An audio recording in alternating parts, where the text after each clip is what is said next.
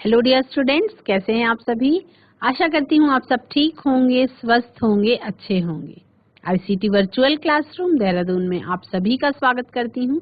मेरा नाम समता है और बच्चों क्लास 6 में हम लोग चैप्टर नंबर 1 जो है food and where does it come from, भोजन और ये कहाँ से आता है, उसके बारे में हम पढ़ रहे थे। कल के सेशन तक में हम लोगों ने इससे जुड़े सारे कॉन्सेप्ट्स को समझा और कल हम एक पहेली के बारे में, एक रिडल, एक कहानी के तौर पे एक पहेली सुलझाने के बारे में बात कर रहे थे।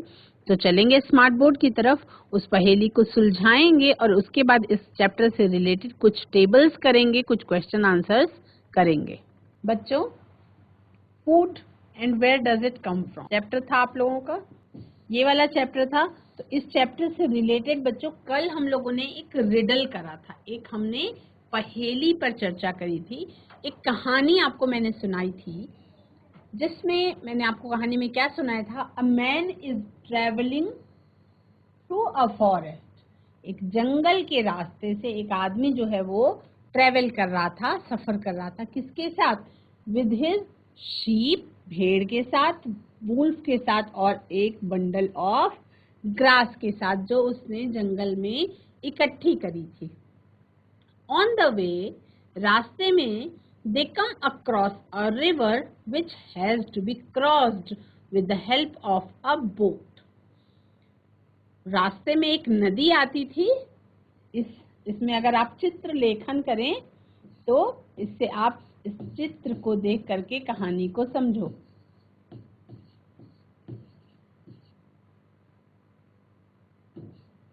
देखकर समझो। रास्ते में एक नदी आती है और नदी को उस आदमी को पार करना है, लेकिन जो नाव है उसके पास, वो नाव केवल 2 चीजों को एक साथ ले भार सहन कर सकती है। वो जो नाव उसके पास है वो केवल 2 लोगों को ले जाने के लिए सहन कर सकती है भार। तो आदमी जो है वो एक साथ वुल्फ को और शीप को नहीं छोड़ सकता, क्योंकि वुल्फ जो है वो शीप को खा लेगा, है ना। वुल्फ क्या है, एक कार्निवोर है, यानी कि मांसाहारी है। And it will eat the sheep, और वो शीप को क्या कर लेगा, खा सकता है।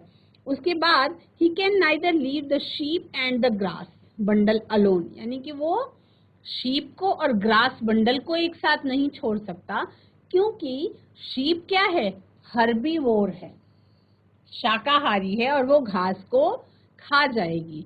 तो क्या the wolf and the grass can be left together, because wolf does not eat grass. तो जो वुल्फ है वो ग्रास को नहीं खा सकता, तो क्या ऐसा हो सकता है कि आदमी पहले शीप को लेकर के जाए, नदी पार कर ले और उसके बाद वुल्फ और ग्रास को लेके आ जाए साथ में। तो क्या आपने सोचा, can you think of a way in which the man can cross the river safely with his belongings. अपने सामान के साथ वो आदमी अपनी नदी कैसे पार करेगा, ये आपको डिसाइड करना है। तो सब बच्चे आपस में चर्चा करके डिसाइड करेंगे कि जो ये आदमी है ये नाव से नदी को पार कैसे करेगा, क्योंकि नाव में कौन है, नाव में केवल 2 लोग एक साथ में जा सकते हैं और उसके पास एक घास का बंडल है, एक वुल्फ भी है, एक शीप भी है और आदमी वो खुद भी है। तो समझेंगे कि कैसे किसने पार किया नदी को। तो देखेंगे, आप सबने चर्चा की, आपको समझ में आया कि जो वुल्फ है, wolf and the grass can be left together. Wolf और ग्रास को एक साथ छोड़ा जा सकता है, क्योंकि wolf does not eat grass. जैसे कि कल हमने एक और कहानी के बारे में बात की थी कि यदि एक शेर को खूब फलदार वृक्षों वाले जंगल में छोड़ दिया जाए, जहाँ बहुत सारी ग्रीनरी हो, बहुत सारे फल हों, लेकिन वो शेर जो है वो 1 महीने के बाद जीवित नहीं रहेगा, क्योंकि lion does not eat grass. तो जिसका जो भोजन है, भोजन की आदतों के आधार पे अलग अलग प्रकार के जानवर पाए जाते हैं। चैप्टर का नाम क्या है बच्चों, भोजन और यह कहाँ से आता है। यह कहाँ से आता है।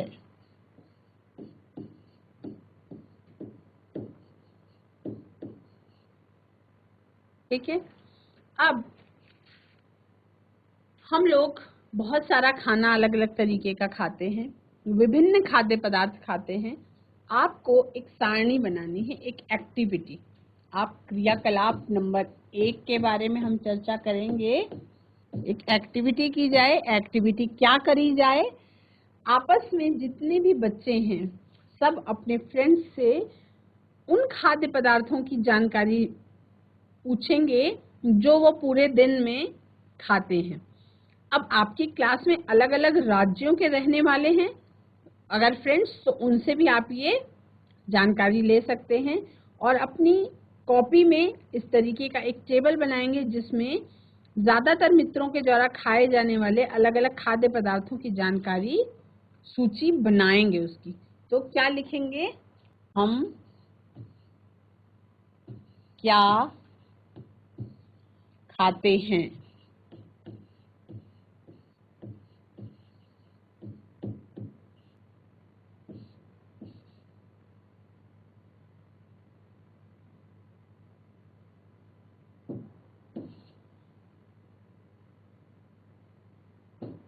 विद्यार्थी या मित्र का नाम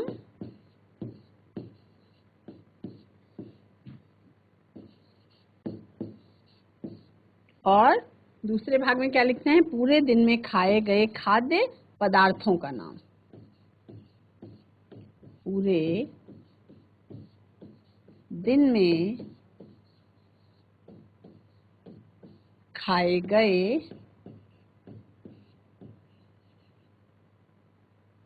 खाद्य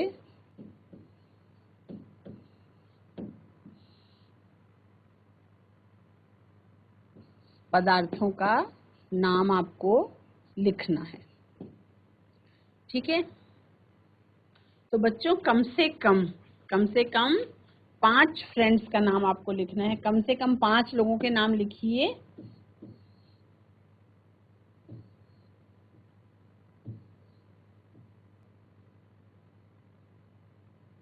है ना?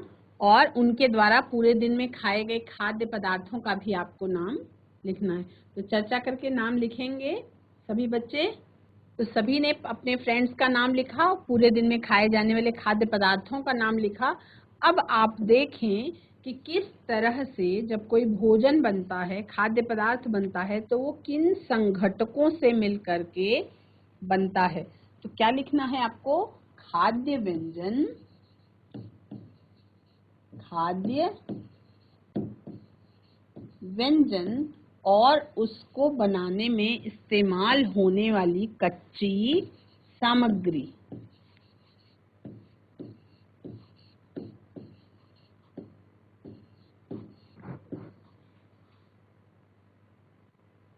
खाद्य पदार्थ यदि हम बात करें रोटी या चपाती की,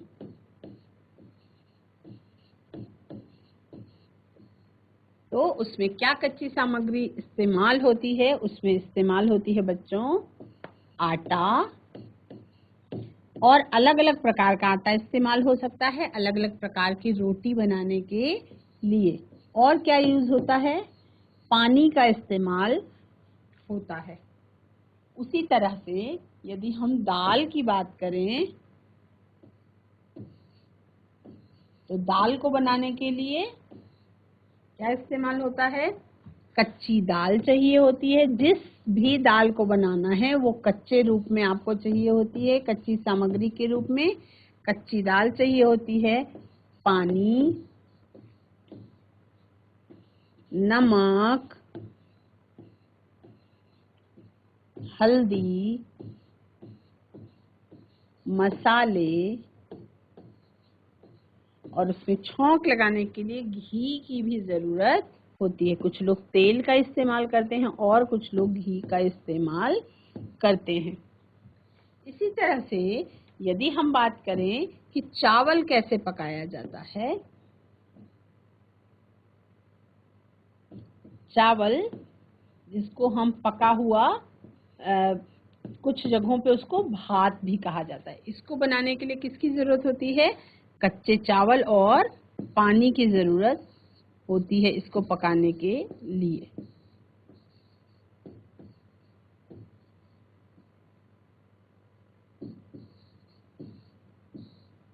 तो आप लोग क्या देख रहे हैं बच्चों कि कोई भी खाद्य व्यंजन बनाने के लिए उसमें कुछ कच्ची सामग्री डालने की जरूरत होती है। तो किसी भी प्रकार का खाद्य व्यंजन जब आप बनाते हैं तो उसमें कुछ न कुछ कच्ची सामग्री अवश्य पड़ती है। जैसे रोटी या चपाती को बनाने के लिए आटे या पानी की जरूरत पड़ती है। आटा और पानी दोनों की जरूरत पड़ती है। तो पानी की सहायता से आटे को डो बना लिया जाता है, गूंद लिया जाता है और उसके बाद फिर उससे रोटी बनाई जाती है। तो अलग अलग चीज का आटा होता है, उससे अलग अलग प्रकार की रोटी बन सकती है। ठीक है। दाल की यदि बात करें तो बहुत अनेक प्रकार की दालें होती हैं और उनको पकाने के लिए पानी, नमक, हल्दी, मसाले, तेल, घी, इन सब चीजों की जरूरत पड़ती है। यदि चावल की बात करें तो कच्चे चावल की और पानी की जरूरत पड़ती है। तो ये जो कच्ची सामग्री होती है बच्चों, किसी भी खाद्य व्यंजन को बनाने के लिए जो कच्ची सामग्री इस्तेमाल की जाती है वो क्या कहलाता है? वो कहलाता है संघटक। क्या कहलाता है? संघटक या इंग्रेडिएंट्स।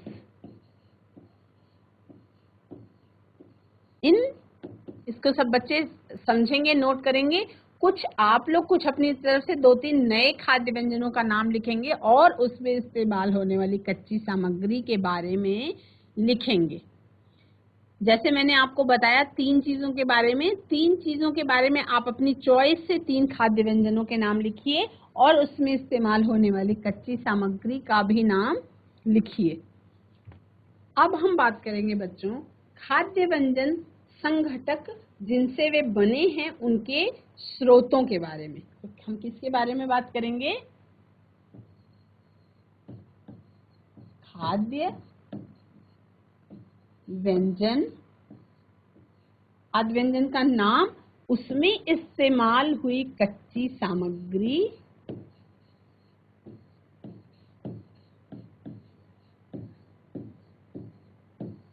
और उसके स्रोत के बारे में बात करेंगे। ठीक है। तो खाद्य व्यंजन में यदि हम बात करें इडली की, यदि हम इडली की बात करें तो इडली को बनाने के लिए किन किन चीजों की जरूरत होती है? इडली को बनाने के लिए चावल,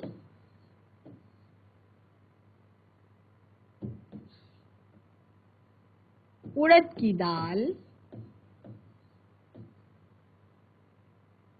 नमक और पानी की जरूरत होती है।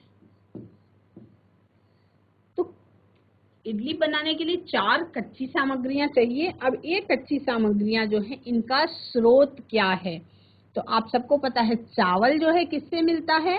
चावल मिलता है धान के पौधे से। ठीक है। तो उसका स्रोत क्या हो गया? चावल हो गया। उड़द की दाल भी किससे मिलती है बच्चों?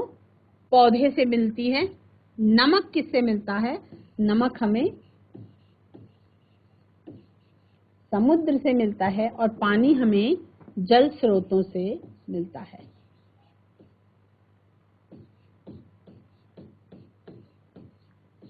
यानी कि अगर बात की जाए कि खाद्य व्यंजन इडली को बनाने के लिए जो कच्ची सामग्री है उसका स्रोत क्या है, तो मुख्यतः उसका स्रोत जो है वो पौधे या पादप होंगे।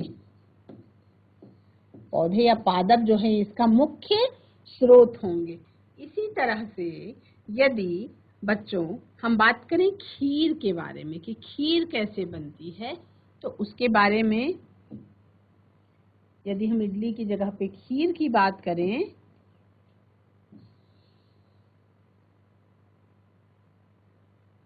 यदि हम इडली की जगह पे खीर की बात करें तो खीर बनाने के लिए क्या क्या चीज चाहिए होगी? खीर बनाने के लिए हमें चाहिए दूध, चावल, पानी,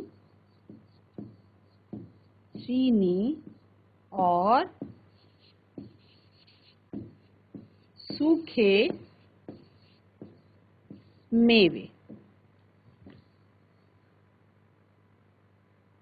ठीक है, तो बच्चों दूध आपको कहाँ से मिलता है? दूध मिलता है आपको जंतुओं से। दूध हमें गाय या भैंस से मिलता है, तो दूध मिलता है जंतुओं से। चावल हमें कहाँ से मिलता है? चावल हमें मिलता है पौधे से। पानी हमें कहाँ से मिलता है? जल स्रोतों से पानी मिलता है।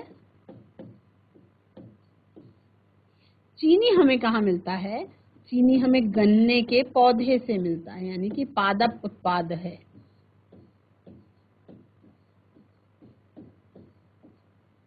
और सूखे मेवे जो हैं ये भी हम लोगों को कहाँ से मिलते हैं?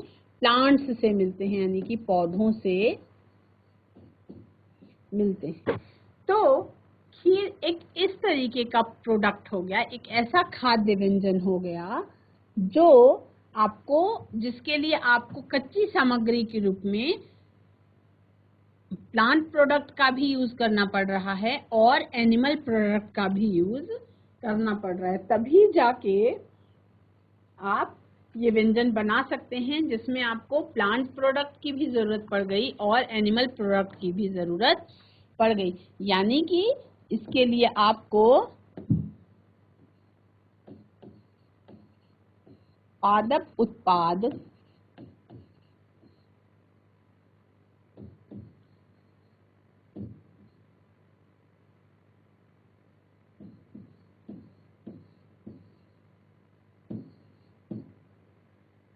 प्लस जंतु उत्पाद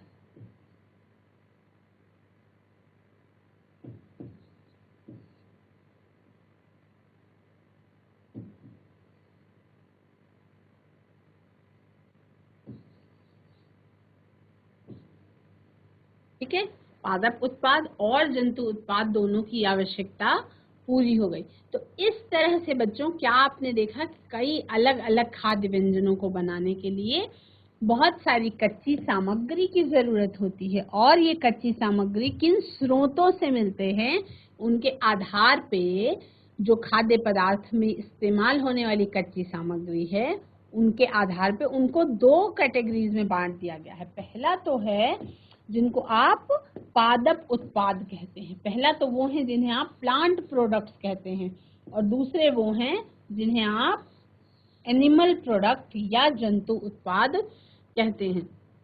तो पादप उत्पाद और जंतु उत्पाद में क्या फर्क हो गया?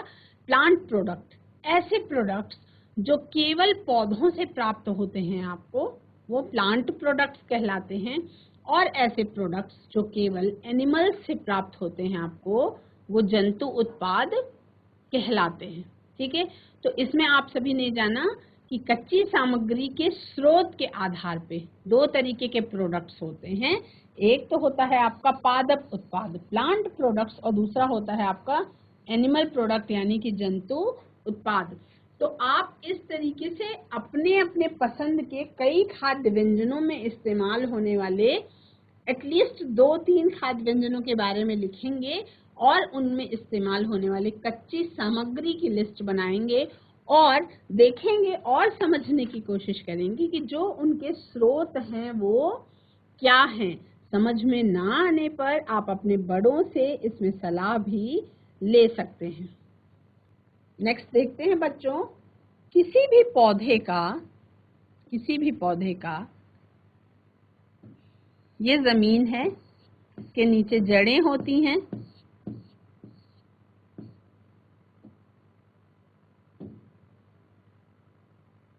और ऊपर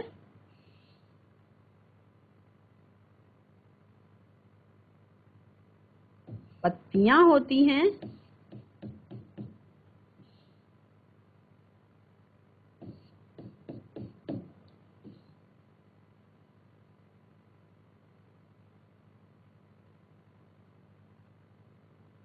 और फूल भी होते हैं।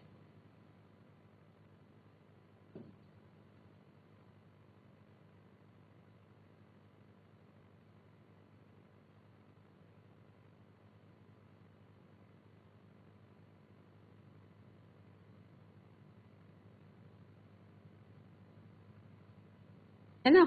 तो बच्चों इसमें आप सब देख रहे हैं कि अलग अलग पार्ट्स जो हैं वो प्रेजेंट हैं। किसी भी पौधे में क्या क्या चीजें मौजूद हैं? जड़ मौजूद है, पत्ती मौजूद है, फूल मौजूद है, तना मौजूद है ना। तो ये जो सारे भाग होते हैं इसमें से कुछ भाग खाने योग्य होते हैं और कुछ भाग खाने योग्य नहीं होते हैं, है ना। तो भोजन के रूप में पौधे के भाग कौन से इस्तेमाल होते हैं उसको आपको जानना है। तो यदि इसमें हम देखें, मान लीजिए हमने एक खाद्य व्यंजन की बात करी कि बैगन व आलू का भरता।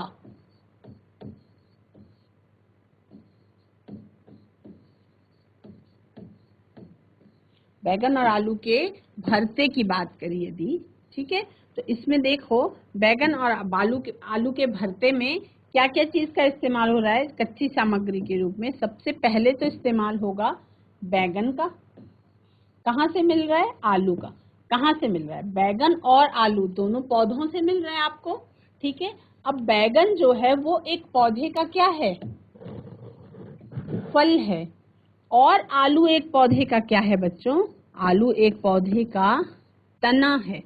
यानी कि खाने योग्य भाग जो है वो फल और तना है। उसमें तेल का भी इस्तेमाल होता है। तेल के इस्तेमाल के लिए किसका इस्तेमाल किया गया? बीज का। उसमें यदि टमाटर प्याज भी पड़ रहा है तो वो भी कहाँ से आ रहा है? फल है। टमाटर प्याज ये सब क्या है? फल है। प्याज क्या है? प्याज बल्ब के रूप में तने का रूपांतरित भाग है जिसको हम बल्ब के नाम से जानते हैं। तो यानी कि किसी भी खाद्य व्यंजन को बनाने के लिए अलग अलग खाद्य सामग्री को बनाने के लिए अलग अलग संघटकों की जरूरत होती है, अलग अलग इंग्रेडिएंट्स की जरूरत होती है। और पौधे का वो भाग जो हमें संघटक देता है वो अलग अलग खाद्य सामग्री के लिए अलग अलग हो सकता है। पहली चीज। दूसरी चीज, अब आप लोगों को समझना है कि खाने की जरूरतों के आधार पर जो जीव जंतु होते हैं वो अलग अलग प्रकार के होते हैं। तो आप कुछ जानवरों के नाम लिखेंगे। शाकाहारी, कुछ शाकाहारी 5 जानवरों के नाम लिखेंगे जो केवल घास फूस पर निर्भर रहते हैं, जो किसी भी प्रकार का कीड़ा मकोड़ा भी नहीं खाते हैं। 5 आप ऐसे जानवरों के नाम लिखेंगे जो मांसाहारी हैं, जिनको कितनी भी घास मौजूद हो लेकिन वो जीवित नहीं रह पाएंगे क्योंकि वो मांस पर निर्भर होते हैं अपने भोजन के लिए। मांसाहारी जानवरों के नाम लिखेंगे और 5 ऐसे जानवरों के नाम लिखेंगे बच्चों कि जो ना तो मांसाहारी हैं ना ही शाकाहारी हैं, यानी कि वो सब प्रकार की चीजों को खाते हैं जिन्हें हम सर्वाहारी कहते हैं। तो सर्वाहारी भी 5 नाम लिखने हैं। 5 नाम लिखने हैं जो सर्वाहारी भी हैं। शाकाहारी को हम इंग्लिश में हर्बीवोर्स कहते हैं।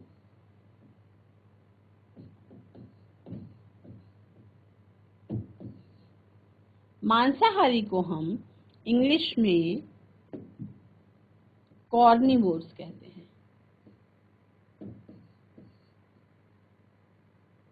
और सर्वाहारी को हम इंग्लिश में क्या कहते हैं बच्चों? सर्वाहारी को हम इंग्लिश में ओमनीवोर्स कहते हैं।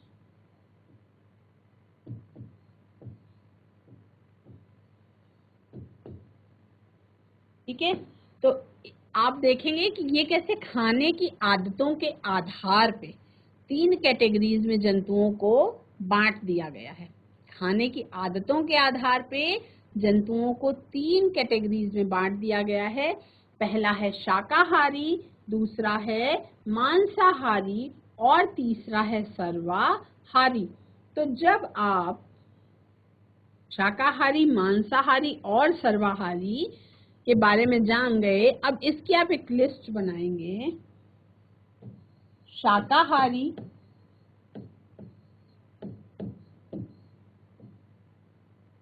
मांसाहारी,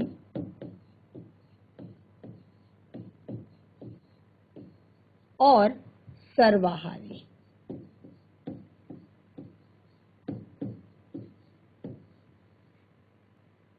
देखिए, गाय आपकी पूर्ण रूप से शाकाहारी जानवर है। मांसाहारी में आप शेर को लिख सकते हैं, शेर पूर्ण रूप से मांसाहारी है।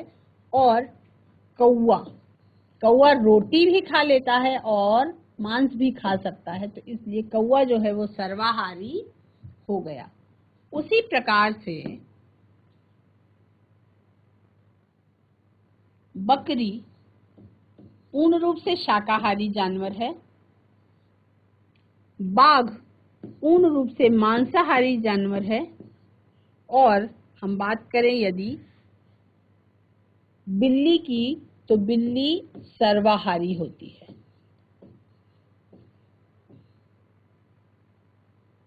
इसी प्रकार से यदि हम लिस्ट बनाएं, भैंस, ये आपका शाकाहारी है,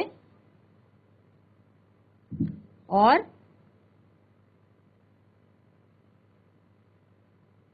चीता आपका मांसाहारी है।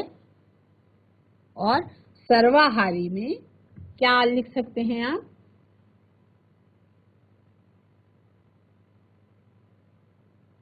सूअर आपका सर्वाहारी की कैटेगरी में आते हैं, यानी कि ये शाकाहारी भी होता है और मांसाहारी भी होता है, जिसे आप पिग भी कहते हैं। तो इस तरह से आपने ये लिस्ट देखी। अब इसमें आप चर्चा करें कि हम जब ये सारणी आप भर रहे हैं, जब ये आप लिस्ट बना रहे हैं, तो ये लिस्ट बनाते समय आप मनुष्यों को किस वर्ग में रखेंगे, ये आपको सोचना होगा कि मनुष्यों को आप किस वर्ग में रखेंगे। लेकिन इस वर्ग में वर्गीकृत करने से पहले आपको ये जानना होगा कि जंतुओं और उनके भोजन क्या क्या होते हैं, उनके बारे में आपको लिखना होगा। तो आप जीव का नाम और खाया जाने वाला भोजन भी लिखेंगे। जीव का नाम और उसके द्वारा खाया जाने वाला भोजन।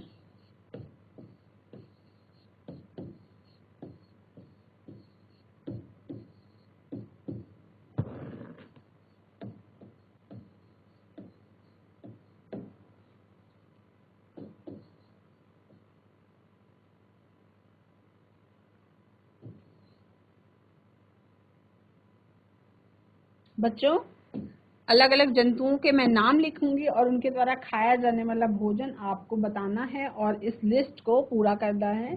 कम से कम 10 जंतुओं के बारे में आपको जानना होगा। जैसे हम बात करें बिल्ली की, बिल्ली क्या क्या खाती है, यह आपको लिखना है।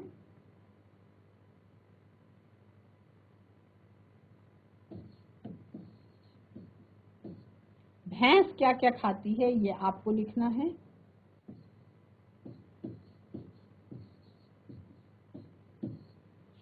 कौवा क्या क्या खा सकता है, यह आपको लिखना है।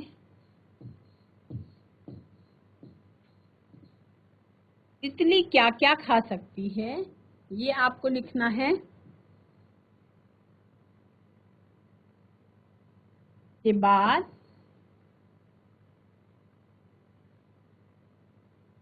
मनुष्य क्या क्या खा सकता है, ये आपको लिखना है।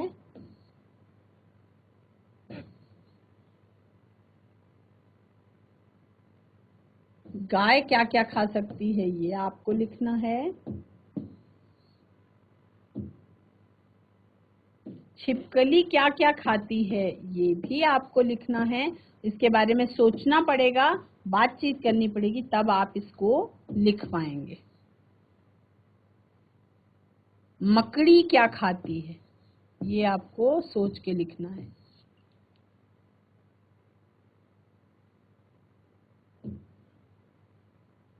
फिर बाघ क्या खाता है, ये आपको लिखना है।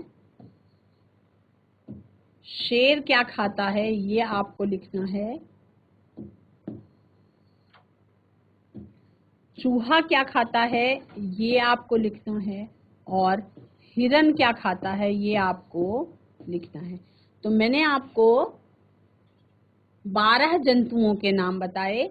12 जंतुओं के द्वारा खाया जाने वाला भोजन जो है उसकी लिस्ट आपको बनानी है, उसके बारे में आपको लिखना है।